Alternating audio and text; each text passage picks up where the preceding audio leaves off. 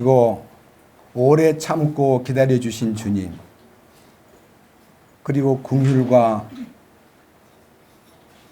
사랑이 풍성하신 주님, 오늘 또 이 거룩한 주의 날 우리들이 주님의 부활 생명에 이르러 주님이 이 미천하고 죄와 사망의 권세에 눌려 갈 바를 알지 못하고 방황하던 이 죄인들을 구원해 주실 뿐만 아니라 하늘에 속한 성품을 허락하셔서 주님 안에서 기뻐하고 감사하며 주님이 주신 놀라운 하늘에 속한 신비를 이 땅에서 맛보고 살아갈 수 있도록 이끄신 주님, 오늘 이 시간도 거룩한 말씀을 통하여 우리를 만지시고 위로하시고 우리를 치료하여 주시고 또 새롭게 놀라운 주님의 풍성 안으로 이끌어 주시옵소서. 이 비천한 자의 입술을 통해서 주님을 나타내고자 할 때에 사람에게 맡기지 마시고 주님, 성령님께서 친히 주장하심으로 이 거룩한 말씀을 통해서 우리가 더 큰 확신과 믿음을 갖도록 인도해 주시옵소서. 오늘 어떤 연고로 함께하지 못한 사랑하는 형제나 자매들을 주님께서 위로하시고 돌봐주시며 또 이끌어주시고 함께하여 주시옵소서. 그리고 이 땅의 곳곳에서 그리고 해외에서까지 이 말씀을 간절한 마음으로 찾고 구하는 자들에게 하늘에 속한 놀라운 신비와 성령님의 손길을 그들에게도 보여주시옵소서.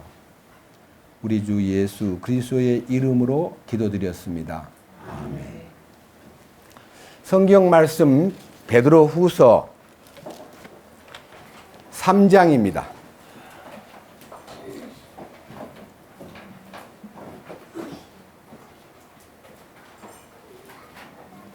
베드로후서 3장, 오늘은 14절에서부터 18절까지 말씀을 봉독하겠습니다.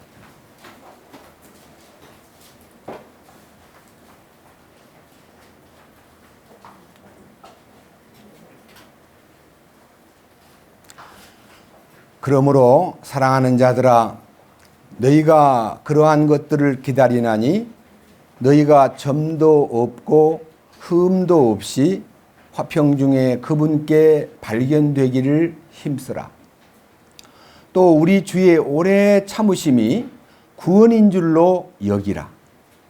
심지어 우리가 사랑하는 형제 바울도 자기가 받은 지혜대로 너희에게 이같이 썼고 또 그의 모든 서신에서도 이것들에 관해 그 안에서 말하였으되 그 안에 깨닫기 어려운 것이 더러 있으므로 배우지 못하여 불안정한 자들이 다른 성경 기록들과 같이 그것들도 왜곡하다가 스스로 파멸에 이르느니라. 그러므로 사랑하는 자들아, 너희가 이것들을 미리 알았은즉 그 사악한 자들의 오류에 이끌려 너희도 너희 자신의 굳건함에서 떨어지지 아니하도록 주의하라. 오직 은혜 안에서 자라고 우리 주 곧 구원자 예수 그리스도를 아는 것에서 자라라. 그분께 영광이 이제와 영원토록 있기를 원하노라. 아멘.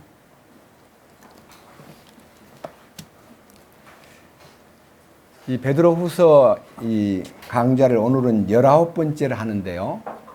지난 주일에는 이제 14절을 중심해서 주님을 기다리는 사람들이 점도 없고 흠도 없이 화평 중에 그분께 발견되기를 몰두하라, 연구하라, 혹은 힘쓰라. 이 부분을 가지고 점도 없고 흠도 없으신 우리 주님이 흘리신 피의 대가로 우리를 하나님 보시기에 점도 없고 흠도 없고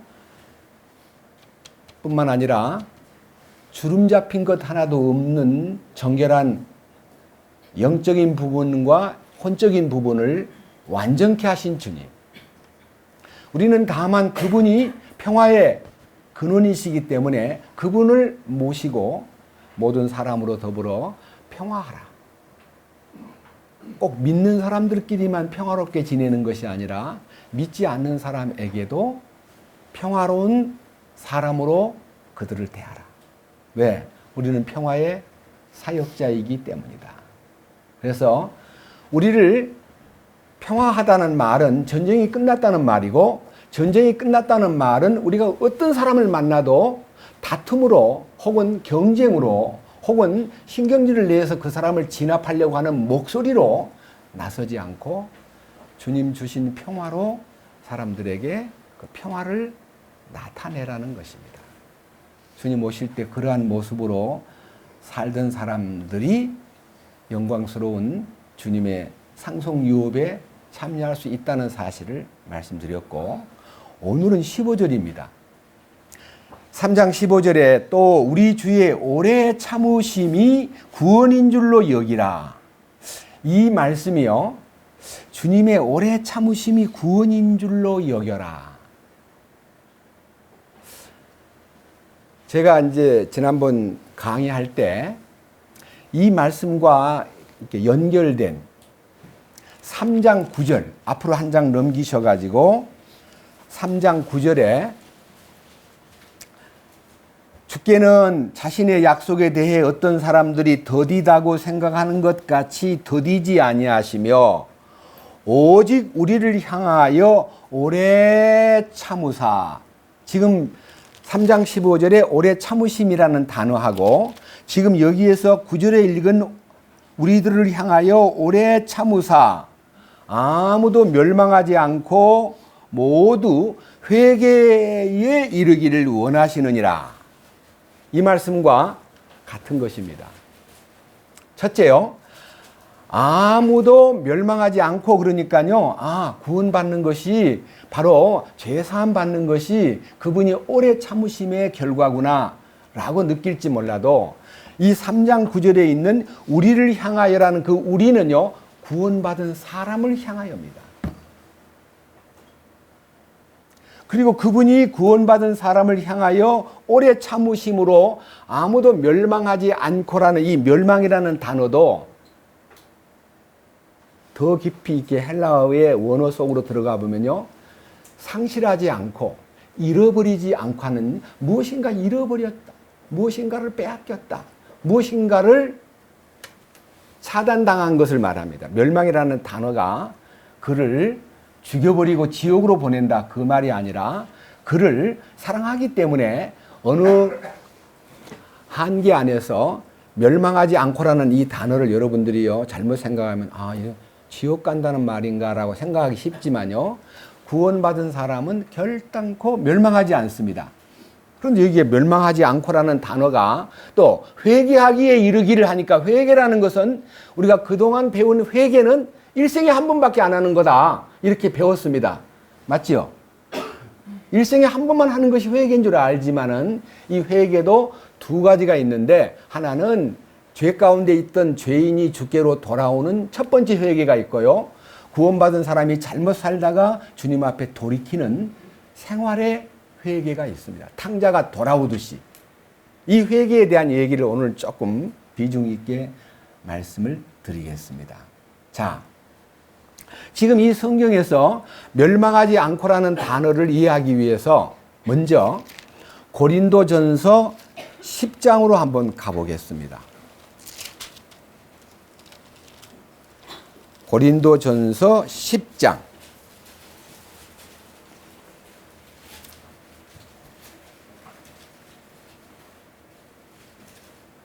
1절입니다. 256페이지 고린도전서 10장. 또한 형제들아, 나는 이것을 너희가 모르기를 원치 아니하노니 곧 우리 조상들이 다 구름 아래에 있고 모두 바다를 지나가며 모두가 구름과 바다 속에서 모세에게로 침례를 받고 모두가 같은 영적 음식을 먹으며 모두가 같은 영적 음료를 마셨느니라. 그들이 자기들을 따라가던 영적 반석으로 마셨는데 그 반석은 그리스도였느니라. 그러나 하나님께서 그들 중에 많은 사람들을 매우 기뻐하지 아니하셨으므로 그들이 광야에서 쓰러졌느니라. 이 쓰러졌다는 단어가 멸망이라는 단어로 옛날에 개역에는 기록되어 있습니다. 자, 이집트에서 해방받은 사람이 하나님의 영적 음료를 먹고 영적 음식을 마시고 영적 반석을 따르고 그 주님의 이끄심 속에서 가던 사람들이 광야에서 쓰러졌다고 하는 얘기가요, 무슨 뜻을 의미하느냐 하면요, 9절. 또한 그들 중에 어떤 자들이 그리스도를 시험하다가 뱀에게 멸망하였으니, 이 뱀에게 멸망했다는 말은요, 아까 제가 베드로후서 3장 9절에 있는 멸망이라는 단어와 똑같은 헬라어의 그 단어가요, 아폴리미, 다시 말하면 잃어버리다, 상실당하다, 멸망하다, 제외되다, 그런 뜻입니다.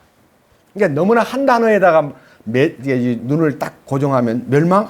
지옥 간다는 말인가? 이 멸망이라는 단어가 너무 크게 보이기 때문에 사람들은 구원을 받아도 지옥을 갈 수 있다는 말을 하곤 합니다만은 결단코 하나님의 자녀를 지옥 보내지 않습니다. 그 다음 또 보십시오. 10절.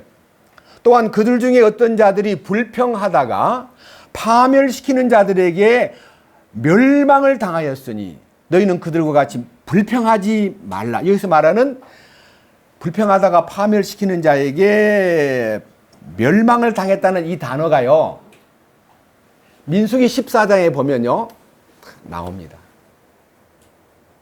여러분, 우리가요 여기서 말하는 상실하다 혹은 잃어버리다, 제외되다 하는 단어가 똑같이 방금 얘기했던 헬라어의 아폴림이라고 하는 단어인데, 이 말은 무엇을 의미하느냐?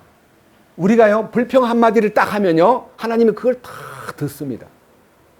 불평을 들으셔요. 꼭 뭐 눈 감고 불평하는 게 아니라 그냥 현장에서 생활 속에서 누구와 다퉈서 하나님을 향해서 불평하거나 사람을 향해서 불평하거나 불평하면 그분이 들으십니다. 그리고 그 불평이 어디로 돌아가느냐면 자기에게로 되돌아옵니다. 민수기 14장 보십시다. 굉장히 중요한 부분이기 때문에 이 부분을 짚고 넘어가겠습니다.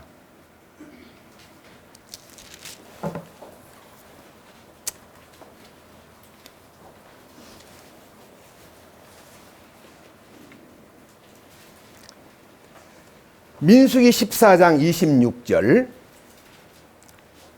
193페이지입니다.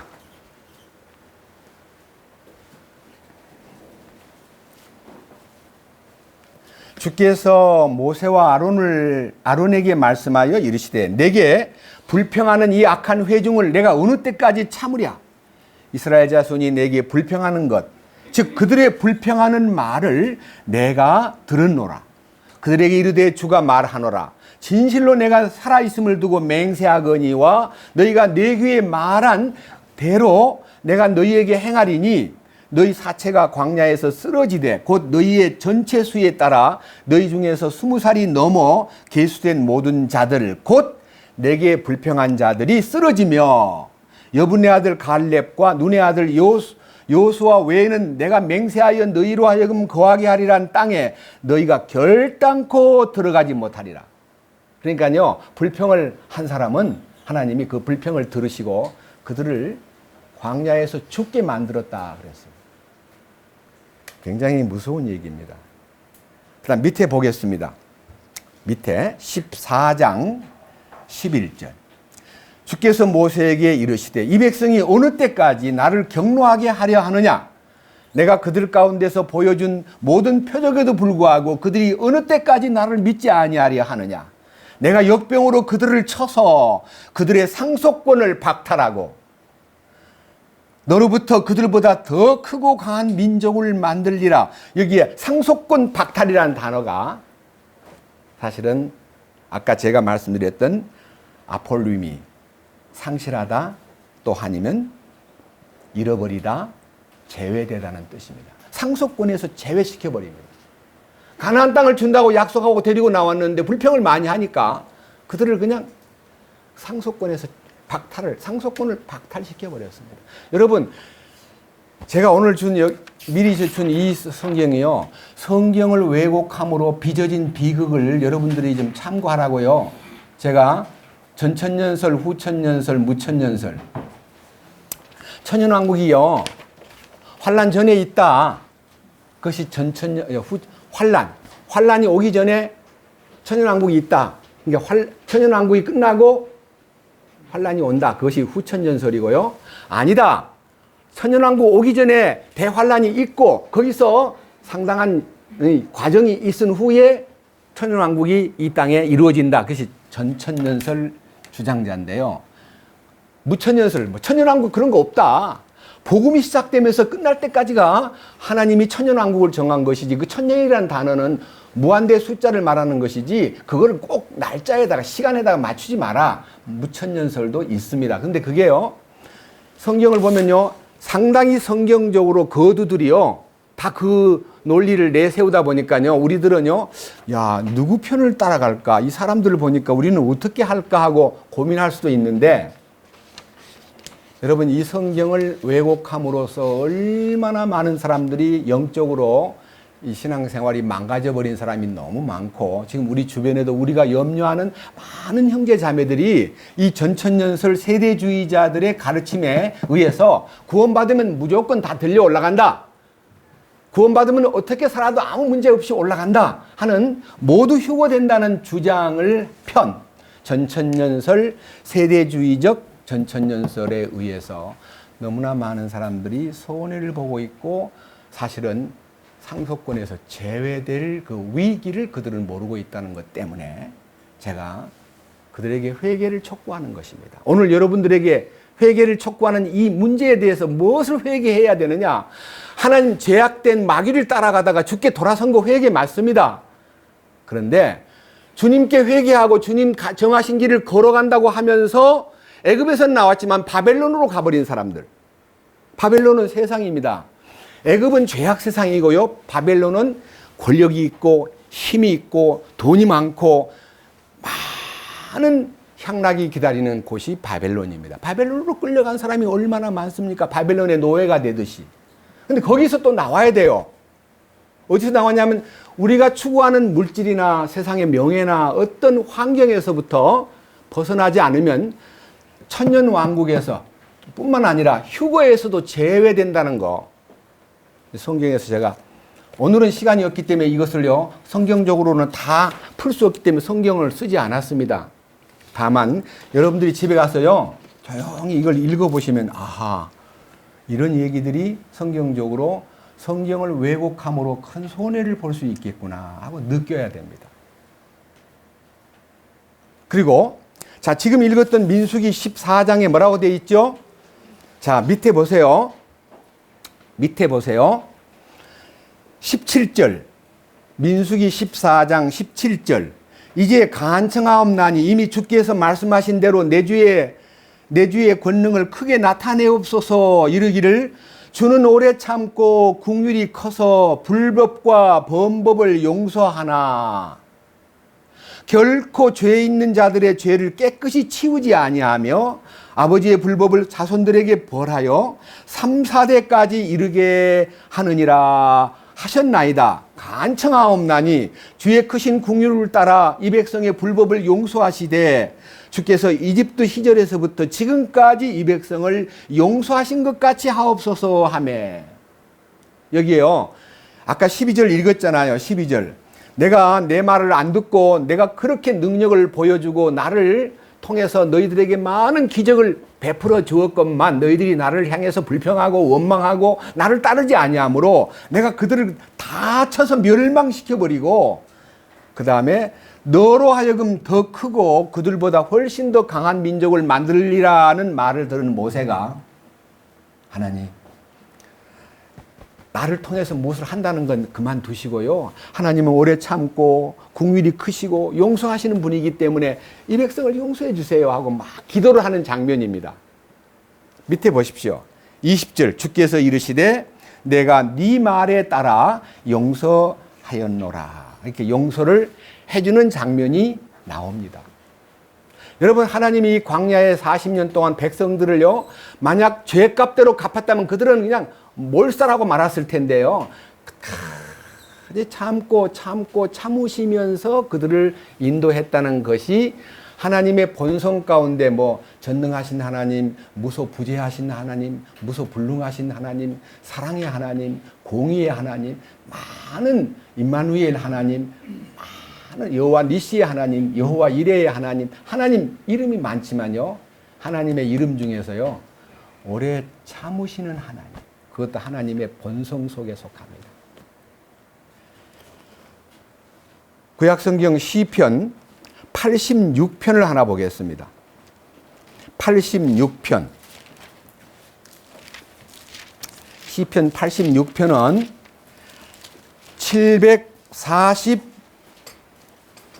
746페이지입니다. 746페이지.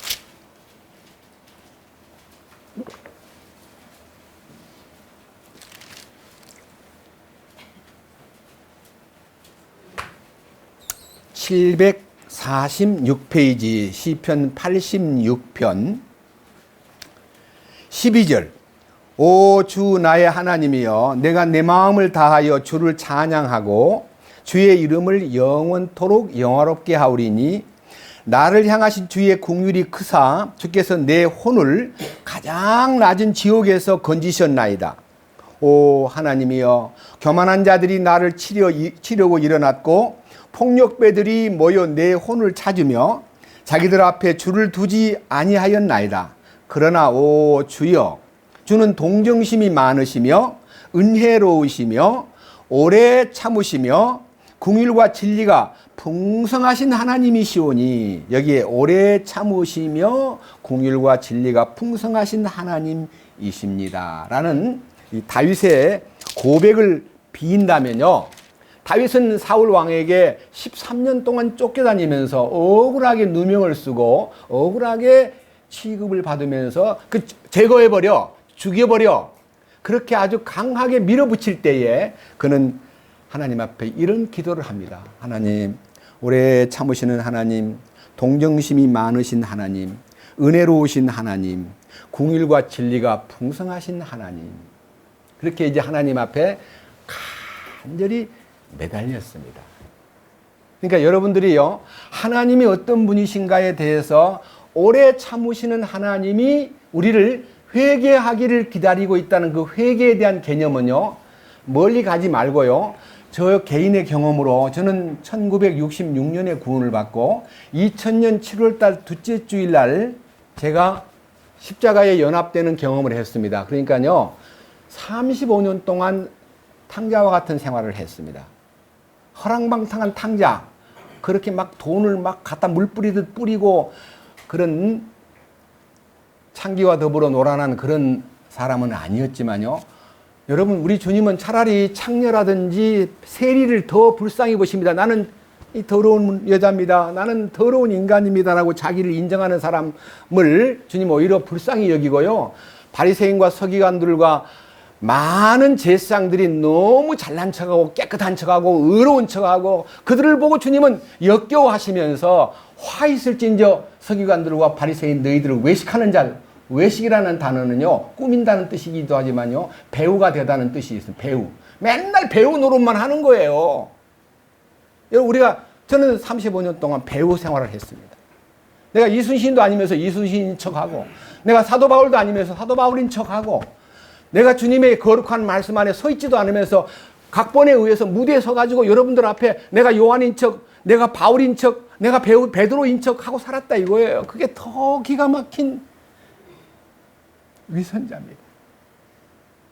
저는 방탕한 생활을 했기 때문에 안타까운 게 아니라 주님이 가장 역겨워하시는 마태복음 23장에 있는 화 있을진저 외식하는 서기관들과 바리새인들이여, 너가 겉은 깨끗한 척하고 번들을 하지만 속에는 탐욕과 모든 더러운 것이 가득하구나. 너희는 먼저 안을 깨끗이 하라. 그리하면 겉도 깨끗하리라. 내가 안이 깨끗해지지 않은 상태에서 주님 앞에 살았던 과거가 그렇게 부끄럽고, 야, 참 나 같은 탕자를 참아주셨구나. 그걸 제가 깨닫고 나니까 한없이 감사한 거예요. 그래서 하나님이 오래 참고 기다리심으로 그것이 너희 구원이다. 그 말이요, 그렇게 깊이 제게 들어오고 그 단어가 제게 헛되이 보이지 않고요, 마음속에서 여러분 가운데도요, 그런 그런 마음에서 말씀이 탁 비춰지면요, 그 회개라는 단어가요, 그냥 단순하게 죄인이 주께로 돌아온다는 것으로 끝나지 않고 주님의 긍휼로 내가 탕자가 돌아오는 것 같은 그 길을 주님이 열어놓으셨구나라는 것을 보게 되는 거예요. 고린도후서 7장을 한번 보십시다. 고린도후서 7장입니다.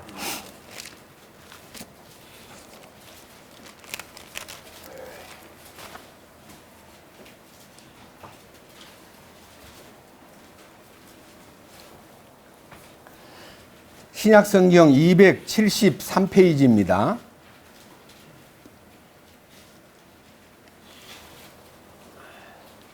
1절입니다. 그러므로 극진히 사랑하는 자들아, 우리가 이 약속들을 가졌은즉 하나님을 두려워하는 가운데 거룩함을 완전히 이루어 육과 영의 모든 더러움에서 우리 자신을 깨끗하게 하자. 이건 죄사함 받는 얘기가 아닙니다. 거룩을 완전하게 이루는 것은 하나님을 두려워하는 마음에서 시작된다는 것입니다. 저는 하나님 두려운 줄 몰랐습니다. 이렇게 말을 함부로 했습니다. 우리들끼리 앉아가지고 무슨 죄를 지어도 절대 지옥은 안 간다, 이렇게 생각하면서 죄 짓는 것을 정당화하고, 육신으로 태어난 인생이 어떻게 이 죄 가운데 살 수밖에 없는 것이 인간이기 때문에 자백만 하면 되지 무엇을 거룩하게 하라는 거냐. 그것은 훌륭한 인물들이나 거룩할지 몰라도 우리 같은 이 범인들은 거룩할 수가 없다. 예, 거룩할 수 없다는 생각에 자기를 이렇게 가둬놓고 살았는데, 하나님을 두려워하는 가운데 거룩함을 완전히 이룸과 동시에 육과 영의 모든 더러움에서 자신을 깨끗하게 하자라고 말하는데, 이 편지가 사실은 원론적인 얘기이지만요, 강론에 들어가 보면요, 이런 내용이 있습니다. 7장 8절. 사도 바울이 고린도 교회에 고린도 전서를 보낸 심정과 고린도 후서를 보낸 심정이 다르구나 하는 것을 느낄 수 있습니다. 자, 들어보세요. 7장 8절. 비록 내가 편지로, 이 편지는 고린도 전서입니다. 너희를 근심하게 한 것을 후회하였으나 지금은 후회하지 아니하노니 바로 그 서신이 잠시 동안만 너희를 근심하게 한 줄을 내가 아노라. 고린도전서의 편지 가운데 가장 강력한 내용은 너희가 하나님의 성전인 줄 알지 못하느냐. 너희가 어떻게 하나님의 성전을 가지고 그렇게 더러운 육신 가운데 창기와 연합을 해서 조합하는 자는 한 영이 되는데, 여자와 가늠하는 여자와 합하면 그것이 한 몸이 된다. 어떻게 그 몸을 그렇게 더럽히느냐, 그럴 수 있느냐. 이게 꾸짖으면서 그들의 분열과 그들의 원망하는 생활과 그들의 여러 가지 방법으로 부정하게 제사상에, 그 이방 제사상의 제물을 얻어먹고, 그리고 심지어는 간음을 하고도 뻔뻔하게 아무 문제 없다고 떠들고. 여러분 고린도전서 5장에 보면요, 아버지의 아내를 취했다는 말이 있어요. 아마 후처가 들어왔는데 아들이 그 어머니 되는 사람하고 아버지 몰래 관계를 맺은 것 같아요. 구원받은 사람이. 이런 이방인 중에도 없는 거다. 세상에 이럴 수가 있느냐라고 막 사도 바울이 성령의 그 심정으로 그들을 꾸짖었는데, 그 편지를 받은 그들이 근심하게 되었다. 그런데 9절. 이제 내가 기뻐함은 너희가 근심하였기 때문이 아니요 오히려 너희가 근심함으로 회개에 이르렀기 때문이라. 회개. 여러분 여기서 나오는 회개라는 단어를요, 제가 다시 헬라어에 들어가 가지고 회개라는 단어를 찾아보니까, 회개라는 단어가 제가 여러분 앞에 뭐 헬라어 실력을 얘기하는 거 아닙니다. 이거는 제가 연구한 거니까요. 들어보세요. 회개라는 단어의 명사형은요 메타노이아고요, 동사형은 메타노에오예요. 이 메타노이아와 메타노이오는요, 마음이 변하다, 회개하다, 회심하다, 회개시키다, 이런 것이 전부가 다 회개라는 단어의 다 포괄적인 단어입니다.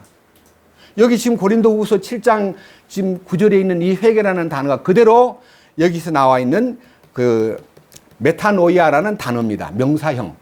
자, 그 다음 보세요. 10절. 9절 하반절. 너희가 하나님께 속한 방식대로 근심하게 된 것은 어떤 일에서도 너희가 우리로 말미암아 상처를 받지 않게 하려 함이니. 그러니까요, 사실은 아픈 말을 했기 때문에 상처를 받습니다. 근데 회개하면 그 상처가 씻겨져 버립니다. 우리는 형제들 사이에 문제 생겨서 말이 오가고 있다가 상처를 받으면요, 회개하지 않으면 상처가 계속 커갑니다.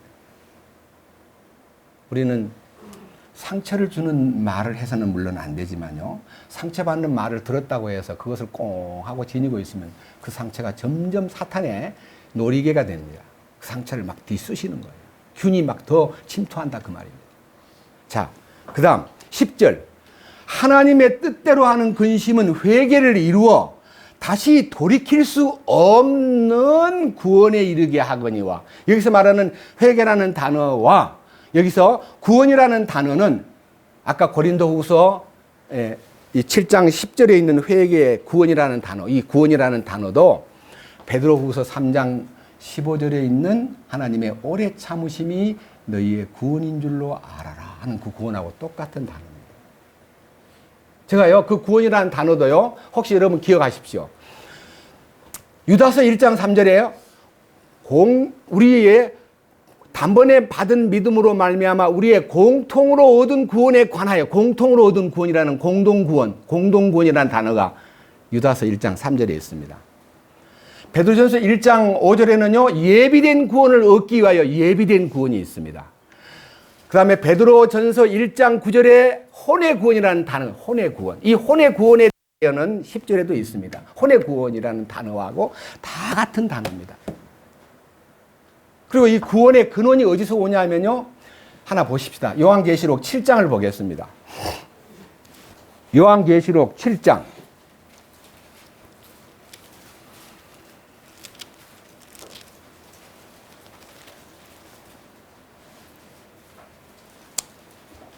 (9절과) (10절입니다) 제일 뒤에 379페이지.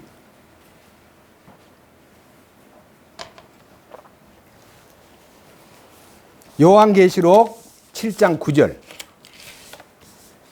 이 일 뒤에 내가 보니 보라, 아무도 능히 셀 수 없는 큰 무리 곧 모든 민족과 족속과 백성과 언어에서 나온 큰 무리가 흰 예복을 입고 손에 종려나무 가지를 들고 왕자 앞과 어린 양 앞에 서서, 그러니까요, 구원받은 성도들 중에서요, 천상에 이제 이미 들림을 받아가지고 주님의 영광스러운 어린 양 앞에 탁 서서 10절에서 이렇게 얘기합니다.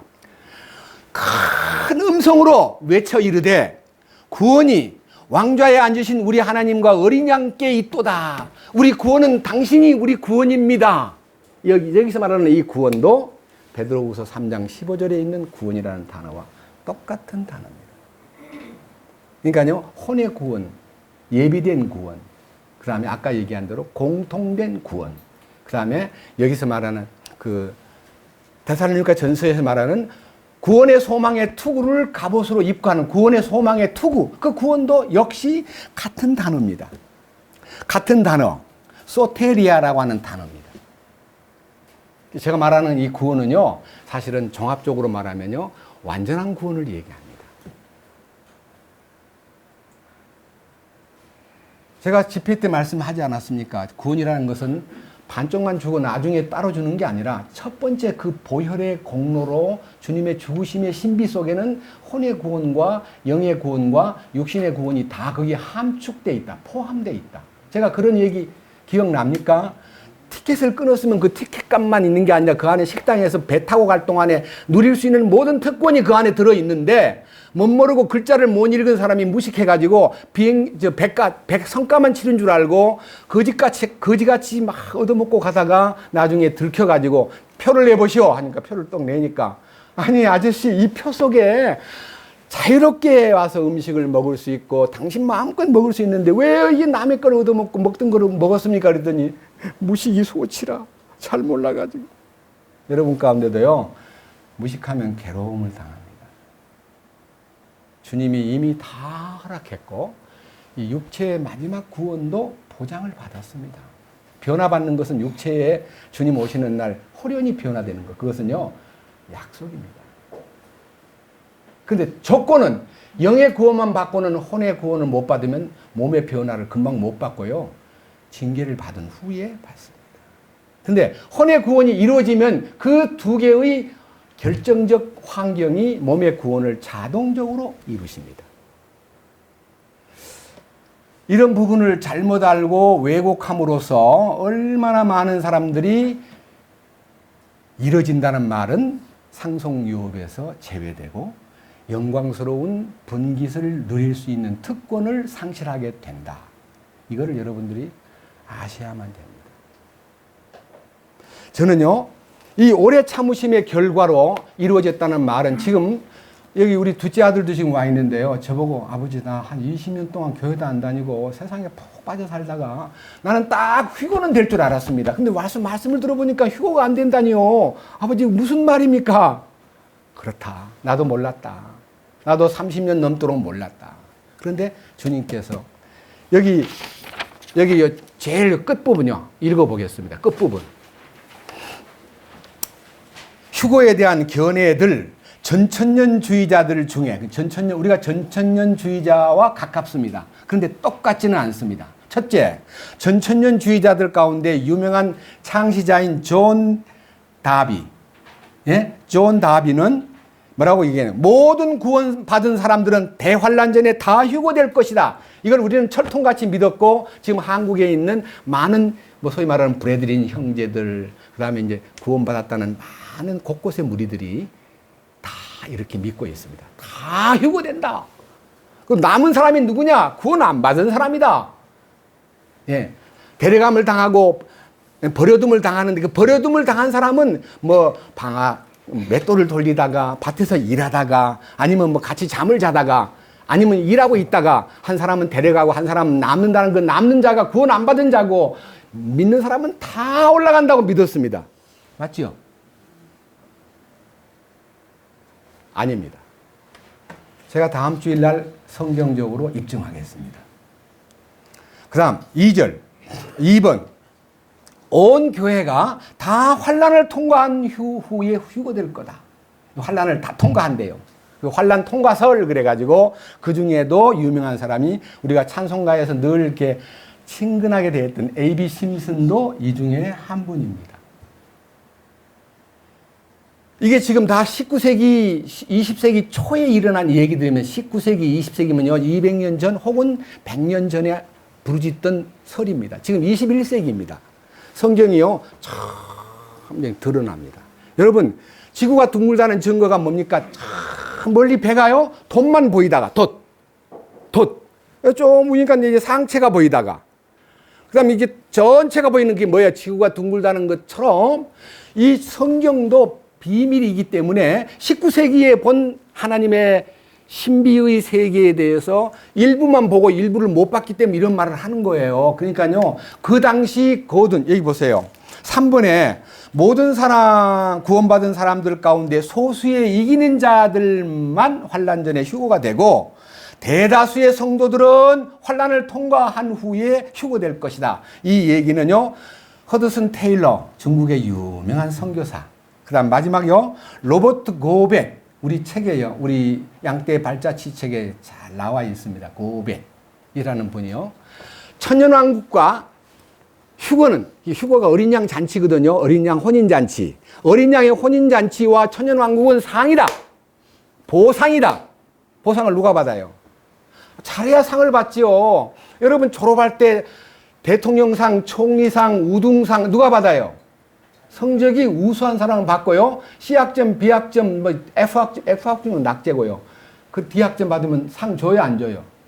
상 못 받고요.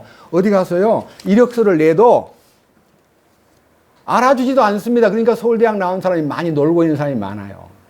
서울대학 나와도 A학점은 받아야 미리 데려가지. 이력서 C학점 받은 사람 이력서를 아무리 내도요, 공부를 통 안 했네. 공부하는 사람이요 쓰지를 않아요. 이해하시겠어요? 세상도 그러는데 하나님이 정하신 법은요, 우수한 자, 반드시 이기는 자가 돼야 돼요. 반드시 깨어 있어야 돼요. 반드시 준비된 자가 되어야 돼요. 반드시 흰 옷을 입어야 돼요. 반드시 감추인 만나를 먹은 경험이 있어야 돼요. 반드시 주의 행하심 속에 머물러야 돼요. 이거 전부가 요한계시록 2장 7교회 속에 다 표시가 되어 있습니다. 7가지. 절대로 이것은요, 지식으로 알아서는 안 됩니다. 실제가 돼야 됩니다. 이 일본을 믿는 사람, 구원받은 사람은 무조건 다 환난 전에 올라간다고 믿는 사람들이 그것만 믿고 있다가 만약 못 올라갈 때 어떤 일이 벌어집니까? 그래서 바깥 어두움에 쫓겨나 거기서 슬피 울며 이를 간다는 말이 그때 그 기회를 내게 왔음에도 불구하고 내가 거절하고 무시하고 무슨 미친 소리 하고 있어. 다 당신 뭐 어째? 뭐 이기는 사람만 들려 올라간다고? 정신 나갔어 안 나갔어? 그래가지고 그것을 반항하고 욕하던 사람들이 받을 엄청난 충격 때문에 슬피 우는 것이 있고요. 운다는 말은 자기를 향한 원망이에요. 딴 사람을 원망하는 게 아니고 이런 바보 같은 세상에 이런 멍청이가 그때 그 형제들이 몇 사람이 이 얘기를 하던데 내가 그걸 무시했단 말이야. 그 기억과 그 환경이 전부 되살아나가지고 그를 1000년 동안 울게 만드는 거예요. 하루 이틀도 아니고. 그리고 뭘 갈아요? 이를 갈아요. 누굴 보고? 자기를 보고. 이가 다 달아져 버릴 것 같아요. 이게요, 보통 얘기가 아닙니다. 이거 오해하고 있는 것을 여러분들이 불쌍하게 여기고 오래 참고 나를 기다려준 주님처럼 우리들도 오래 참아야 돼요. 그래서 그런 사람 만나면요. 고린도서 13장 4절에 사랑의 첫 번째 항목이 뭡니까? 사랑은 오래 참고. 그게 바로 주님의 마음입니다. 우리들 또 오래 참아야 됩니다. 오래 참고 그들을 대해야 됩니다. 근데 우리는 오래 못 참아요. 조금 참다가요. 한 서너 번 참다가 목에 딱 걸려가지고 내가 한 번, 두 번 참았어? 한 번, 두 번 참았어? 여러분, 사랑은 오래 참는 겁니다. 그 주님의 사랑이 나를 오래 참게 만드는 하나의 나를 향하신 오래 참아주신 주님 때문에 나도 주님 이제는 오래 참을 수 있도록 도와주십시오 하는 생각이 마음에 들어오면서 누구를 향하든지 오래 참을 수 있는 힘이 생기더라 이거예요.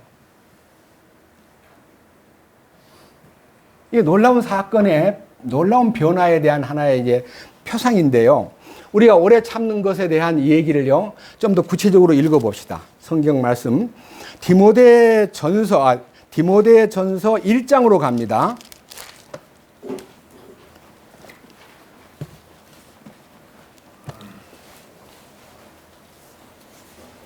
디모데전서 1장 12절부터 바울의 간증을 들어봅시다. 사도 바울의 간증입니다. 디모데전서 1장 12절. 나를 능하게 하신 그리스도 예수 우리 주께 내가 감사를 드림은 그분께서 나를 신실한 자로 여기사 내게 사역을 맡기셨기 때문이라. 이 사도 바울이요, 주님의 일꾼으로 부름받은 것에 대해서 너무너무 감격스러워가지고 사랑하는 믿음의 아들인 제자 디모데에게 편지를 쓰면서 이렇게 간증합니다. 하나님이 나를 너무 사랑하셔가지고 나에게 능력을 부어주시고 또 나를 당신의 사역자로 삼으셨기 때문에 내가 너무 감사하다는 얘기를 꺼내면서 자기의 과거를 돌이켜보니까요, 너무 형편없는 인간이라는 것을 고백합니다. 뭐라고 얘기하냐면요, 13절. 내가 전에는, 구원받기 전에는 신성모독하는 자요, 핍박하는 자요, 해를 끼치는 자였으나 도리어 국류를 얻게 되면 내가 믿지 아니하는 가운데 알지 못하고 그것을 하였기 때문이라. 바리새파의 가말리엘 문화생으로 굉장히 젊은 경건한 삶을 추구하던 바울이 예수 믿는 사람을 막 잡아 죽이는 일에 앞장서고 스데반 죽일 때 옆에 서가지고 옳소! 이 자를 죽여야 됩니다. 그 옷을 탁 지키고 있으면서 막 돌이 날라올 때요, 탁 쳐다보고 있는데 돌에 맞아 죽는 스데반이는 천사의 얼굴처럼 얼굴이 환하고 너무너무 아버지요 저들을 용서해 주십시오. 자기들이 하는 것을 알지 못하고 있습니다. 이렇게 얼굴이 천사의 얼굴처럼 빛나는데 그 죽이는 일에 주장하고 강력하게 지지하던 바울은 기쁨이 없는 거예요. 사람을 죽이면서도 하나님의 뜻을 따라 이 악질적인 이단을 죽이는 일은 당연한 일이라고 다 하나님 뜻을 행한다고 서 있는 자기는 전혀 기쁘지 않고요. 그 사건이 끝난 다음에 돌아가는데요. 발뒤꿈치를 가시채를 탁 걸을 때마다요, 가시채를 찌르는 거예요. 발뒤꿈치를. 그게 뭔 말이에요? 너무너무 양심이 아픈 거예요. 기쁨이 있는 게 아니라. 그래서 주님께서도 사울아 사울아 네가 왜 나를 핍박하느냐. 가시채를 뒷발질하는 것이 네게 고생이니라. 네 그거 가시채를 내가 달아주었는데 네 그거 지금 내가 달아준 가시채인 줄 모르고 있었지. 주여 니시옵니까? 나는 네가 핍박하는 예수다. 네 스데반인을 죽일 때 그가 나를 죽인 거와 다름없고 믿는 사람 핍박한 건 나를 핍박한 거야. 너 왜 나를 핍박하니? 그 순간 그는요 그분 앞에 납작 엎드려 가지고 자 보세요. 14절 우리 주의 은혜가 그리스도 예수님 안에 있는 믿음과 사랑과 함께 넘치도록 풍성하였도다. 그러니까요 믿음이라는 것은 내 믿음이 구원받게 된 게 아니라 바울이 무슨 믿음이 있었습니까? 사람 죽이려고 갔다가 주님 만났는데 주님이 주신 믿음, 주님이 주신 사랑이 그를 뒤집어 버린 거지 자기가 믿습니다, 믿습니다 한 거 아닙니다. 여러분이 믿으려고 애쓰는 것은 다 헛일입니다. 여러분이 믿었다고 느끼는 모든 믿음도 다 가짜요. 다 인조 믿음은 다 그것은 하나님께 통용되지 않는 부도수표와도 같습니다. 주님 안에 있는 믿음, 그리스도 예수님 안에 있는 믿음, 그리스도 예수님 안에 있는 사랑이 넘치도록 풍성하였도다. 15절 이것은 신실한 말이요 온전히 받아들이기에 합당한 말이니. 그러니까요 어떤 분이 저한테 이제 메시지가 왔어요. 아마 며칠 전에. 형제님 십자가에 죽었다는 거 다 확실하게 믿습니다. 압니다. 근데요 왜 나는 안 되지요? 왜 나는 안 되지요? 제가 답을 썼습니다. 자매님 십자가 사건이 그림이 아닙니다. 십자가는 상징이 아닙니다. 보십시오. 지금 뭐라 그랬어요? 15절 그리스도 예수님 안에 있는 믿음과 사랑이라는 것이요 이것은 참으로 믿음직스러운 말이로다. 온전히 받아들이기에 합당한 말이로다. 곧 그리스도 예수님께서 죄인들을 구원하시려고 세상에 오셨다는 말이로다. 그분이 왔다가 그 일을 다 이루어 놓았기 때문에 그것은 완성된 사건이요 그것은 확고한 사건이요 믿을 만한 가치가 있는 사건이라는 것을 선포한 것입니다. 우리가 믿든 안 믿든 상관없습니다. 주님은 이미 다 이루었습니다. 그 다음 뭐라 그랬어요? 밑에 죄인들 가운데 어떤 사람이 있느냐? 나는 그 중에서 우두머리다. 나는 예수 믿는 사람들 중에서 누가 죄가 제일 많으냐 물으면 나는 죄인 중에 우두머리다. 옛날 성경에는 괴수라고 해서 괴수. 나는 죄인 중에 우두머리다. 16절 그러나 예수 그리스도께서 먼저 내 안에서 모든 오래 참으심을 보이사 오래 참으심을 내 안에서 보여주셔가지고 나를 향해서 오래 참아주셨구나. 스데반 죽일 때 내가 거기서 벼락을 맞아 죽던 말 타고 여기 다메섹으로 올 때 내가 중간에서 말이 뛰어가지고 내가 말에서 떨어져 죽던 저주받아 마땅한 벼락 맞아 죽어야 마땅한 나를 오래 참아주셨구나. 주님 오래 참아주신 건 너무 감사합니다. 그래서 모든 오래 참으심을 보여주신 이후에 자신을 믿어 영존하는 생명에 이르게 될 자들에게 본이 되게 하셨으니 이런 까닭으로 내가 긍휼을 얻었느니라. 자신이 구원받은 것은 샘플이다. 나 같은 죄인 괴수, 죄인 우두머리가 이렇게 주님의 놀라우신 은혜로 죄도 깨끗하게 되고 완전한 거룩을 얻게 되었다는 것은 여러분들 나를 보시오. 나 같은 놈도 구원을 받았는데 여러분 구원을 못 시키겠습니까? 주님이 이루어 놓으신 이 구원은 너무 신실하고 믿을만하고 받아들이기에 온전히 받아들이기에 합당한 말씀입니다. 이렇게 말하면서 17절 이제 영원하신 왕 곧 죽지 아니하시고 보이지 아니하시고 홀로 지혜로우신 하나님께 존귀와 영광이 영원 무궁토록 있기를 원하노라. 아멘. 이게요. 이제 이 혼의 구원을 받으면요 영원하신 왕이 보입니다. 왕이라는 분이요 이 대부분 이제 후천년설이나 이제 전천년설도 일부 똑같습니다. 왕이 언제 오냐면요 재림하실 때 왕으로 오신다. 그리고 지금은 뭐냐 자기가 왕 노릇하는 거예요. 대부분 구원받았다는 사람이 자기가 왕 노릇했어요. 여기 인영 씨도 조그만할 때 구원을 받았다 그러는데 지금까지 왕노릇 자기가 한 거예요. 왕이신 주님이 나를 터치하거나 간섭하거나 나를 이렇게 지배하지 않고 내 마음대로 내가 내 생각대로 내가 마음이 끌리는 대로 행동했어요. 그러니까 내가 왕이었어요.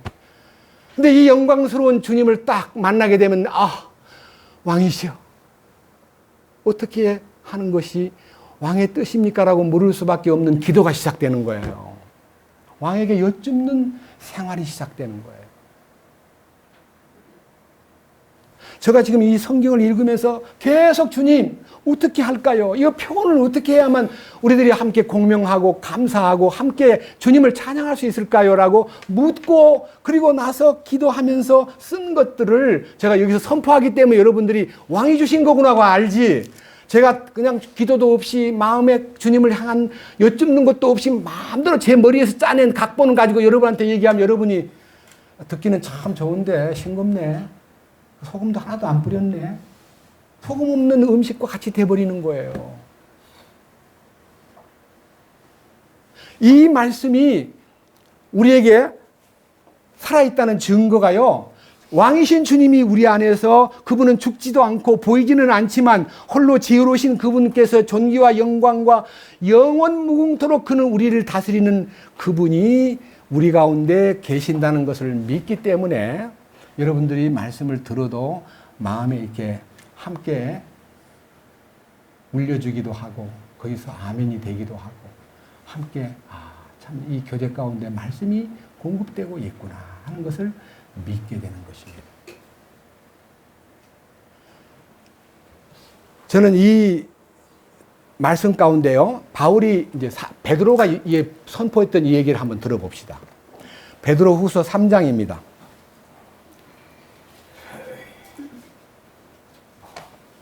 베드로 후서 3장 15절. 또 우리 주의 오래 참으심이 구원인 줄로 여기라. 심지어 우리가 사랑하는 형제 바울도 자기가 받은 지혜대로 너희에게 이같이 썼고 또 그의 모든 서신에서도 이것들에 관하여 그 안에서 말하였으되 그 안에 깨닫기 어려운 것이 더러 있으므로 배우지 못하여 불안정한 자들이 다른 성경 기록들과 같이 그것들도 왜곡하다가 스스로 파멸에 이르느니라. 이 파멸이라는 말이 아까 멸망이라는 단어와 똑같은 얘기입니다. 무슨 파멸이냐? 왕국 상속권을 박탈당하는 겁니다. 보세요. 마태복음 7장 21절에 주여 주여 우리가 주의 이름으로 선지자 노릇하며 주의 이름으로 귀신도 내쫓고 주의 이름으로 많은 권능을 행하였으므로 말씀을 올립니다. 그러면 주님이 참 고생했구나. 그래 들어오나. 이래야 마땅한데요. 불법을 행하는 자들아 내게서 떠나가라. 내가 너희를 도무지 알지 못하니라. 그 뭐예요? 왜 열심히 살았는데 모른다 그래요? 자기가 한 거예요. 주님이 하신 것은 그렇게 내세우지 않습니다. 마태복음 25장에 내가 배고플 때, 내가 목마를 때, 내가 옥에 갇혔을 때, 내가 어려움을 당할 때, 내가 많은 고통 속에 있을 때 너는 나를 돌아보았지. 그러니까 그랬습니다. 제가 조금 했습니다. 이렇게 얘기합니까? 했다 그럽니까? 양들이 그 말을 듣고 했다 그럽니까? 안 했다 그럽니까? 모른다 그래요. 우리가 언제 주님이 목마르실 때, 주님이 배고프실 때, 주님이 병드실 때, 주님이 옥에 갇히실 때 돌아봤다고 하십니까? 잘 모르겠네요. 그래서 성경에 있는 의의 행동은요, 오른손이 하는 것을 왼손이 모르게 하라. 왜? 내가 한 것이 아니니까. 그래서 내가 실컷 하고도 기억이 안 나는 것이 주님의 의입니다. 주님의 행하심입니다. 왜? 내가 한 것이 아니니까. 근데 내가 한 건 기억나요. 내가 누구를 도왔다든지, 누구에게 뭘 베풀었다든지, 누구한테 무엇을 용서했다든지, 누구한테 빚을 탕감해 주었다든지 하면 다 기억납니다. 그 기억이 나는 것은 내가 한 거고요. 기억이 안 나야만 주님이 하신 거예요. 그런데요, 염소는 이렇게 또 얘기합니다. 내가 그 똑같은 식으로 너는 내가 목마를 때, 배고플 때, 옥에 갇혔을 때, 내가 병들었을 때, 내가 이런 어려움을 당할 때 나 돌아보지 않았지? 그러니까 우리가 언제 그럽니까? 뭘 했다는 거예요.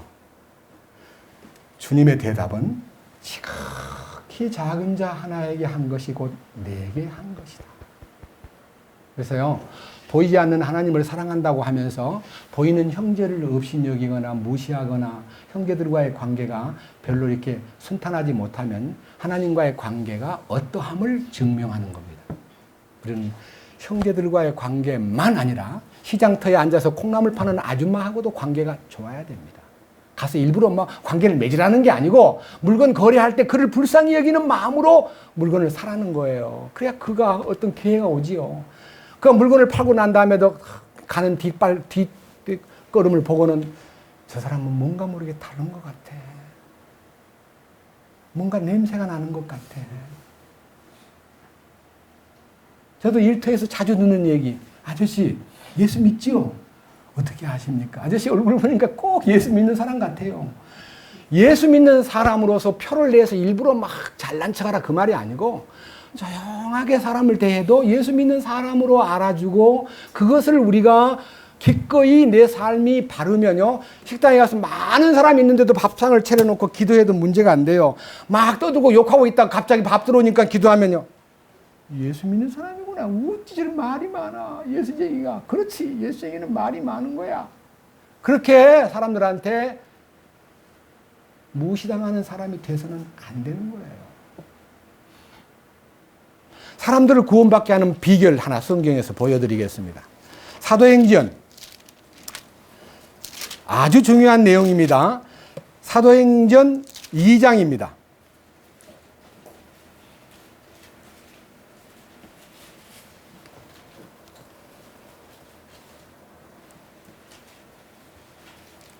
(46절) 181페이지입니다. 사도행전 2장 46절 또 날마다 한마음이 되어 성전에 거하고 집에서 집으로 돌아가며 빵을 떼면서 단일한 마음으로 즐겁게 자기들이 음식을 먹고 하나님을 찬양하며 온 백성에게 믿지 않은 사람한테까지 호감을 얻으며 주께서 구원받아야 할 자들을 날마다 교회에 더하시니라. 그러니까 전도를 많이 해서 구원받은 사람이 생긴 게 아니라요. 믿은 사람들이 올바른 교제 가운데 있으면서 주님이 죽으심을 기념하면서 사람들에게 호감을 얻음으로써 그들이 계속 끌려오더라는 겁니다. 여러분 주변의 사람들한테 호감 얻는 그리스도인이 돼야 됩니다. 우리 믿는 사람에게만 호감을 얻는 게 아니라 안 믿는 사람에게까지도 호감이 뭐예요? 좋을 호자예요. 좋을 호자. 좋은 느낌. 예? 좋은 느낌. 좋은 느낌이 뭐예요? 불편하지 않게 해주고요. 기분 좋게 해주고요. 만나면 뭔가 모르게 향긋한 느낌을 받게 해야 됩니다. 이게 그리스도인이에요.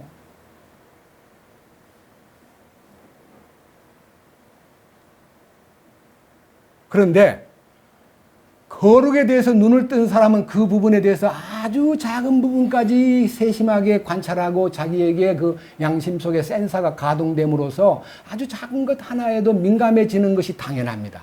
그런데요, 과거의 죄, 현재의 죄, 미래의 죄를 다 사했기 때문에 무슨 죄를 지어도 우리는 간다고 생각하는 사람은 죄 짓는 것을 아주 아무렇지 않게 생각하고 살면서 죄를 지어도 니들은 죄를 지으면 지옥 가지만 나는 죄를 지어도 지옥은 안 가. 이렇게 뻔뻔하게 죄를 짓고 사는 사람이 너무 많습니다. 누구냐? 모두 다 들림을 받는다고 믿는 세대주의자들의 가르침 안에 머물러 있는 사람. 이게 얼마나 안타까운 일이에요. 자, 그런데 베드로가 이렇게 말합니다. 나 말고도 베드로를 통해서 나타난 말씀을 너희가 들어봤지 그러는데 제가 사도 베드로가 바울이 편지를 쓸 때의 그 심정을 충분히 이해하기 위해서 사도 바울이 쓴 로마서부터 히브리서까지 14권을요, 한 그 챕터씩 쭉 좀 이렇게 훑어보면서 아, 그렇구나. 제가 느꼈습니다. 한번 얘기해 보죠.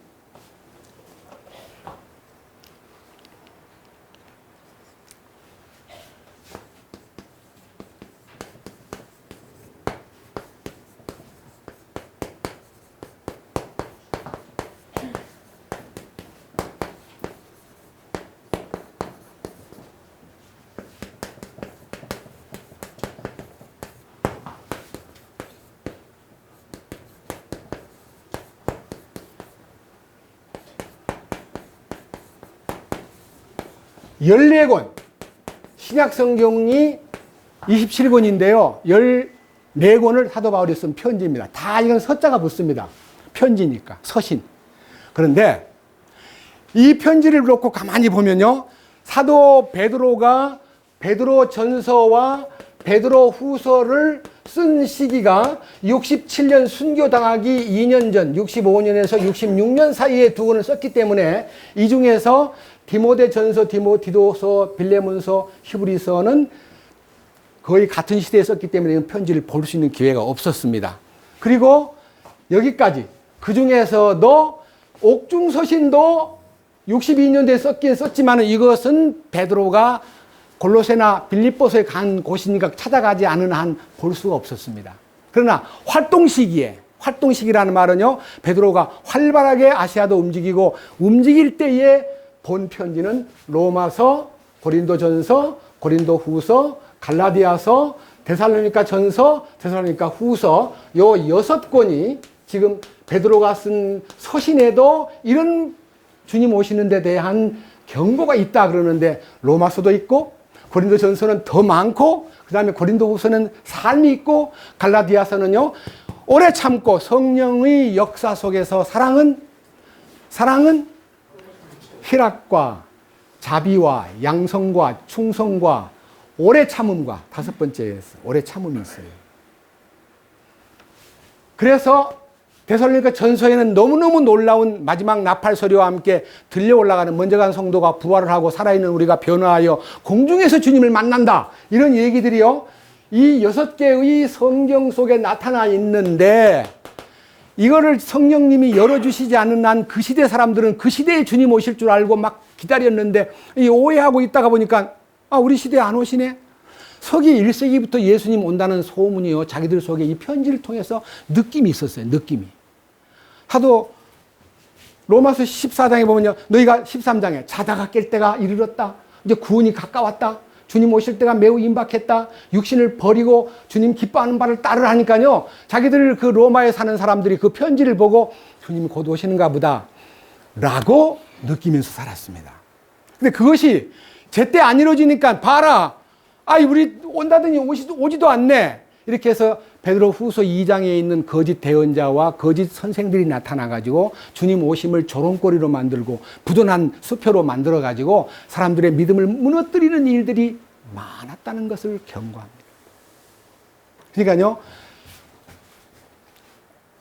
베드로 후서 3장 15절 이하에 있는 바울이 쓴 서신에도 이와 같은 일이 있는데 하는 그 이와 같은 일이라는 게 다른 가르침이 아니고 주님 다시 오심에 대한 가르침을 통해서 우리가 깨어있고 준비된 생활을 해야 된다는 것을 가르쳐주기 위한 그 교훈이 이 6권의 서신서 가운데 들어있다는 것을 너희가 알고 그것을 잘 읽으면 주님의 가르침 속에서 거해야 되는데 첫째, 무식한 자, 배우지 못한 자. 그 다음에 마음이 자꾸만 왔다 갔다 하는 정처 없이 헤매는 사람들은 말씀을 들려주어도 들리질 않는 거예요.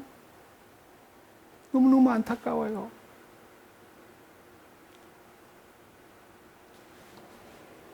다시 돌아갑니다. 베드로 후서 3장.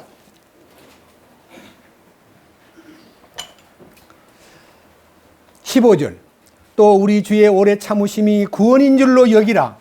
심지어 우리가 사랑하는 형제 바울도 자기가 받은 지혜대로 너희에게 이같이 썼고, 이같이라는 말은 주의 날에 관한 소망과 비전을 제시했고, 또 그의 모든 서신에서도 하는 이 서신은 제가 말씀드린 로마서에서부터 데살로니가 후서까지의 6개의 서신서에서도 이것들에 관해 그 안에서 말하였으되 그 안에 깨닫기 어려운 것이 더러 있으므로 배우지 못하여, 이 말은 개역 성경에는 무식하여, 그 다음 두 번째는 불안정한 자들이, 불안정이란 말은 뿌리를 못 내리고 헤매고 있는 사람들이 다른 성경들 같이 그것들도 왜곡하다가 스스로 파멸에 이르느니라. 왜곡하다가 파멸에 이른다는 말은요, 많은 사람들이 성경을 잘못 알고 잘못 생각하다가 너무 성경을 제대로 안 봤다거나 제대로 된 교사를 못 만났다거나 성령으로 인해서 이 성경이 풀리는 어떤 정상적인 인도자를 만나지 못함으로써 성경을 왜곡하고 잘못 아는 사람이 있는데요.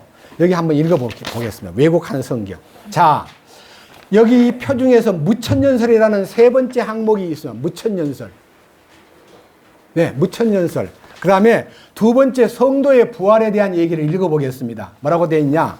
첫째 부활은 성도의 부활로 그리스도를 영접할 때 이루어지며, 이게 굉장히 의미 있는 얘기예요. 첫째 부활은 성도의 부활로 그리스도를 영접할 때 이루어지며, 그 당시에요. 여러분 부활 체험하는 거 경험했죠? 대답해 보세요. 부활을요, 예수님 부활한 것만 알고 내 부활은 모르면 제외되지만요, 주님 부활, 내 부활, 주님 죽음, 내 죽음 하고요, 그 부활을 체험한 것이 성도의 부활이지 뭔 딴 소리냐. 그 당시 자기들의 체험한 주님과의 연합된 것을 첫째 부활로 생각했고요. 그 다음 뭐라 그랬어요? 마지막. 예? 둘째 부활은 그리스도께서 재림하실 때 전체가 육체로 부활한다. 성경을요, 일부만 봤기 때문에 이걸 모르고 있는 거예요. 성경을 일부만 봤다는 말이 뭔 말입니까? 많은 사람들이 이 성경에 나타나 있는 부활의 신비를 일부분만 봤기 때문에 부활은 한 번밖에 없고 심판의 부활이 있다. 그것이 요한복음 5장에도 믿는 사람은 생명의 부활로, 그 다음에 안 믿는 사람은 심판의 부활로 나온다고 하지 않았더냐. 그야. 그리고 밑에 보세요. 1000년 기간 동안의 천년왕국이라는 것은 존재하는 것이 아니고 그리스도가 처음 오신 때부터 다시 오실 때까지 곧 복음시대의 전 기간이 천년왕국이다. 그러니까 지금 세상이 천년왕국이래요. 그럼 천년왕국에 요한계시록에 있는 20장에 있는 사건과 이사야 66장에 있는 약육강식이 끝나고 전쟁 무기가 없어지고, 그리고 이제 사자가 소처럼 풀을 먹고 애들이 사자의 뱀의 구멍 앞에서 놀고 있고, 약육강식이 없는 해암도 없고 상암도 없는 때가 온다고 하는 모든 전쟁이 종식돼 버린 영광스러운 세상에 대해서 물으면요, 모릅니다. 그렇기 때문에 이 무천년설은요, 멋모르고 영적으로만 해석한 겁니다. 그리고 제가 지금 만나본 사람들 중에 상당수의 사람들이, 형제님 주님 재림을 기다리고 계십니까? 참, 이미 오신 것도 모르고 당신은 지금도 주님이 오시기를 고대합니까? 하고 비웃는 사람도 있습니다. 그분들은 대부분 다 무천년설을 믿는 사람들입니다. 그래서 여기 과정을요, 여기 과정. 첫 번째 후천년설 사람들은요, 대환란이 먼저 오고 천년왕국이 그 뒤 따라오고 그리스도의 재림은 그 다음 천년왕국이 끝난 다음에 오고 그 다음에 부활이 따르고 그 다음에 최후의 심판이 있고 그 다음에 새 예루살렘이 시작된다. 이렇게요. 말이요, 왔다 갔다 하기 때문에 느낌이 아주 참 답답하다. 어떻게 이렇게 믿고 주님을 기다릴까. 이런 생각을 갖게 됩니다. 자, 그 다음 세대주의적 전천년설과 역사주의적 전천년설에 대한 내용이요, 조금 다른데, 과정이 첫째는 공중재림, 곧 휴거가 있고 대환란이 7년 있고 그리스도가 환란 끝에 지상재림하시고 천년왕국이 시작되고 그 다음에 천년왕국이 끝난 다음에 최후의 심판이 있고 그 다음에 새하늘과 새 땅이 열린다. 이게 스케줄이 맞는 겁니다. 맞는데 속에 들어가 가지고 구체적인 내용을 풀어보면요, 약간 좀 흔들리는 부분이 있습니다. 그 다음에 전천년설의 역사적 전천년설자들은요, 대환란이 있고 그리스도의 재림이 있고 성도들의 부활이 있고 그 다음에 휴거가 된다는 겁니다. 그 다음에 천년왕국이 시작되고 최후의 심판이 곧 다가오고 새하늘과 새 땅이 온다 해가지고 뭔가 모르게 성도들의 보상에 대한 얘기가 헷갈리는 부분입니다. 여러분, 성도의 부활, 그 다음에 성도의 부활만 아니라 휴거되는 거, 그 다음에 혼인잔치에 들어가는 거, 그 다음에 이 땅에 내려와서 왕국의 상속권에 참여하는 거, 이게 전부가 다 상급을 받는 겁니다. 그러니까 7년 대환란이 일어나는 지상의 때에 휴거가 된다는 말은요, 밀월 여행을 떠난 허니문 기간입니다. 신랑과 만나가지고 7년 동안 여러분 혼인잔치를 뭐 일주일만 해도 길다고 느끼는데 7년 동안 혼인잔치가 얼마나 화려한 잔치겠습니까? 근데 마태복음 24장 25장 보면요, 10처녀 가운데 미련한 5처녀는요, 기름을 준비하지 않았기 때문에 문 밖에서 나는 너를 도무지 어디서 온 자인지 모르겠다. 그리고 거절당해요. 근데 그 사람들을, 일반 사람들은 성경 주석에서 지혜로운 처녀만 구원을 받았고 구원 못 받은 사람이기 때문에 못 들어오게 한 거다. 그렇게 가르쳐가지고, 여러분, 구원 못 받은 사람이 예수님 기다려요? 어느 동네 가서 물어보세요. 누구한테 예수님 오시는 걸 오시는 것도 안 믿는데 오시는 걸 기다리다니. 그런데 아셔야 됩니다. 2가지 도구가 있습니다. 한 도구는 등잔불입니다. 한 도구는 예비된 그릇입니다. 등잔불이 꺼져가는지라 기다리다가 지쳐가지고, 여러분 등잔이 기름을 부어서 심지어 기름이 타면 서서히 기름이 없어지지 않아요? 이제 나이 드신 분들은 등잔 밑에서 살아본 적이 있기 때문에 알지만, 여기서 젊은이들은 등잔이 무엇이든지 모르니까 이해가 안 갈지 몰라도, 등잔에다가 기름을 부어가지고 그 등잔 위에다가 이렇게 심지를 담가가지고, 그 다음에 여기 심지 끝에다가 불을 댕기면, 그 다음에 나중에 기름을 빨아 올리고 불이 자꾸 붙는 동안에 기름이 소진됩니다. 자, 그러다 보세요. 다 졸며 잘세 보라 신랑이로다 하고 말하는 순간에 등불을 딱 켜니까 꺼져가는지라. 여보게, 친구, 좀 기름 좀 나눠줄 수 없을까? 나요, 등불이 꺼져가. 아, 너와 우리와 쓰기에 다 부족하기 때문에 파는 데 가서 사라. 우리는 줄 수가 없다. 그러니까 굉장히 구원받은 사람이 매정해요. 또 기름 좀 안 나눠주고 그렇게 혼자 딱 못 주겠다 그러는 게, 그게 뭐예요? 줄 수 없는 거예요. 잠언 20장에 보면요, 사람의 영혼은 아닙니다. 사람의 영은 여호와의 등불이라 그랬습니다. 그러니까 영에 성령이 오셔가지고 우리 영이 살아난 것이요, 사망에서 생명으로 성령이 오셔가지고 그가 이 진리 안에 들어온 거예요. 근데 이 성령은 봄비와도 같습니다. 근데 늦은 비 성령이 필요합니다. 옥식이 익었을 때 비가 내리듯이 우리의 혼생명이 신앙생활의 알파에서 오메가로 향하는 마지막 마무리 단계에서, 그래서 베드로전서 1장 9절에는 믿음의 결말, the end라 그랬습니다. 믿음의 끝부분, 믿음의 종식, 믿음의 완성. 예, 그것이 혼의 구원이다. 혼이 그릇입니다. 혼이 주님의 성령을 담을 그릇입니다. 근데 혼 속에 뭐가 들어있어요? 세상, 향락, 물질, 영광, 막 사람들한테 알려지기를 원하는 교만한 마음, 그게 다 혼에 들어있어요. 우리의 생각과 감정과 의지 속에는 세상을 향하는 모든 것이 들어있습니다. 그것을 비우기 전에는 하나님이 성령을 부어주지 않습니다. 근데 그걸 어떻게 비우느냐 하는 것은 자기가 못 비워요. 우리들 보고 마음을 비우시오, 마음을 비우시오. 성철 스님도 자기 마음을 못 비웠다고 고백했습니다. 못 비웁니다. 누가 비워주느냐? 주님의 십자가를 통해서 내가 처리될 때 그것이 사라져버려요. 그리스도께 속한 사람은 그 육체와 함께 그 애착과 정욕을 십자가에 못 박았느니라. 주님이 피동형입니다. 못 박아요. 못 박아. 주님이 못 박아버리는 거예요. 그때 비로소 이 혼 속에 성령이 부어집니다. 그것이 예비된 그릇입니다. 여러분, 이 부분을 깊이 아셔야 신랑을 맞이할 때 혼에 성령의 기름 부음이 있어야 내 생각과 감정과 의지 속에 성령이 나를 주장하시는 확실한 체험을 가져야 신랑을 맞이하기에 합당한 자가 되고, 신랑이 베푼 혼인집에 들어가는 허니문 그 여행, 밀월 여행을 같이 갈 수 있습니다. 이 놀라운 사실을요, 우리가 마음속 깊이 깨닫기 때문에 모든 구원받은 사람 가운데 소수의 이기는 자만 환난전에 휴거된다는 얘기는요, 성경에 있습니다. 하나 보고 마치겠습니다. 요한계시록 3장입니다.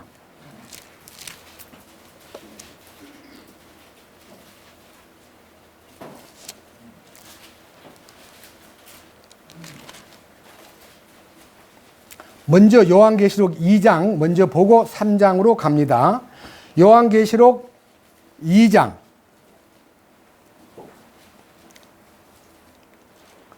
7절입니다. 7절. 귀 있는 자는 성령께서 교회들에게 말씀하시는 것을 들을지어다. 이기는 자에게는 내가 하나님의 낙원 한가운데 있는 생명나무에서 나는 것을 주어 먹게 하리라. 여기요, 낙원 한가운데 있는, 여러분 며칠 전에 어떤 형제님이 아주 긴 문장을 써서 저한테요, 구원받은 성도가 죽으면, 구원받은 사람이 하여튼 세상에 살다가 죽으면 어디로 갑니까? 여러분 어디로 갔는지 아는 분 한번 얘기해 보세요. 어디로 가요? 천국 간다 그렇게 그냥 알고 있어요. 아니요. 강도가 주님 돌아가시기 전에 주여 당신의 왕국에 임하실 때 나를 좀 생각해 주세요. 그러니까 네가 오늘 나와 함께 어디 가리라? 낙원에. 그 낙원이라는 것이요, 영과 혼이 머무는 대기소입니다. 그리고 다른 성경 누가복음 15장 6장에 보면요, 부자와 나사로 얘기를 보면은 아브라함 품에 안겨 있어요. 아브라함 품에. 거지가 아브라함 품에 안겨 있고 그 부자는 음부에서 뜨거운 고통을 받고 있어요. 그런데 말이 통하는 곳이 말이 통해. 그런데 문제는 큰 골짜기가 끼어가지고 올 수도 없고 갈 수도 없어요. 왕래가 안 돼요. 그러니까 이제 지옥 간 형 되는 사람이 그러면 부탁이 있습니다. 그 나사로를 살려가지고 우리 집에 좀 보내면 우리 형제간들이 아직까지 세상에 5명이 남아있는데 그 5형제한테 전해가지고 내 이 지옥 와 있는 이거를 알려서 그들도 이 고통받는 곳에 오지 않도록 좀 전도를 해 주시오 하니까 아브라함 말씀하시기를 뭐라 그래요? 그곳에는 대언자와 모세가 있다. 그 말을 들어야 된다니까. 그 사람 말은 안 듣고요. 나사로 얘기를 들어야, 내가 여기 있다는 걸 알고 말해줘야 그 사람이 말을 하면 들을 겁니다. 나 같은 날 죽었는데요. 그 사람이 말하면 내 형편 다 알고 우리 대문에서 얻어먹는 그 거지가 가서 말하면 들을 거예요. 그러는데 여러분 상상을 한번 해보세요. 거지 나사로가 살아가지고 전도하러 그 집에 가면 맞이하겠습니까? 죽을 때 거지로 죽었는데 자기 집에서 얻어먹던 거지인데 떡 가가지고 제가 천국과 지옥을 보고 왔는데요. 그 댁의 주인 어르신 그 큰 형님 되시는 분이 지옥의 고통 속에서 나를 보내가지고 당신들 거기 못 오게 예수 믿으라고 얘기를 하라고 전달하기 위해서 왔습니다. 그러면 받아들이겠어요? 몽둥이질 하겠어요? 당장 재수 없는 놈 하고 사람을 아마 발길질 했을 겁니다. 아브라함은 압니다. 모세와 선지자가 뭐예요? 성경입니다. 이 말씀을 드려야 됩니다. 아닙니다, 아닙니다. 그 사람은 지옥 가이기 때문에 머리가 그거밖에 안 돌아가요. 아닙니다, 아닙니다. 나사로를 살려야만 전도가 됩니다. 천만의 말씀. 그래서 우리는요, 우리 주님이 오래 참으심으로 우리를 지금까지 2000년 동안 기다려주신 그 기간이요, 수많은 사람들이 이 돌이킴으로써 이기는 자의 대열에 들어갔고 에덴 동산에서 잃어버린 생명나무의 그 화염검으로 지켜가지고 우리들에게서 시야에서 떠나버린 이 생명나무 열매가요, 주님과 만나서 첫사랑이 회복이 되고, 첫사랑이 뭔지 아세요? 에베소서에 보낸 첫사랑을 회복하라. 첫사랑. 첫사랑이라는 말이요, 연애하던 때 사랑 그걸 얘기하는 게 아닙니다. 구원받을 때 그 사랑 아닙니다. 첫사랑이라는 말은 헬라어의 히브리어에 똑같이 first, best라고 되어 있습니다.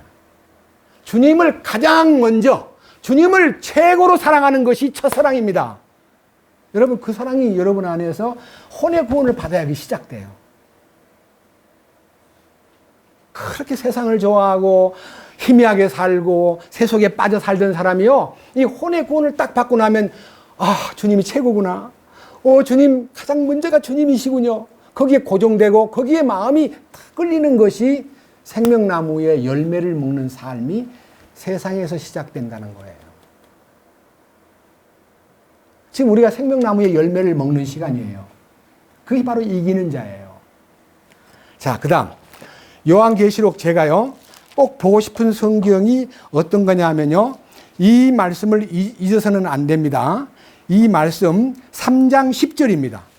생명나무 열매를 먹는 것이 이 현세여야 되고, 그 다음에 3장 10절에 네가 나의 인내의 말을 지켰은즉, 이 인내의 말이란 것이요, 주님이 오래 참으시는 분이라는 말씀과 더불어 사랑은 오래 참고라는 그 사랑의 1번 오래 참는 것. 그것이 인내의 말씀입니다. 사랑이 내 마음에 오면요, 오래 참는 마음이 생기고 그 오래 참는 마음이 나의 삶 속에 형제들에게 대해서 너그럽고 안 믿는 사람을 불쌍히 여기고 잘못 믿는 사람에 대해서 판단하고 바보 같은 것들을 그렇게 말하지 않고요. 어떻든 간에 그들에게 이 말씀을 주기 위해서 계속 희생하고 참고 또 참고 또 참고 기다려야 됩니다.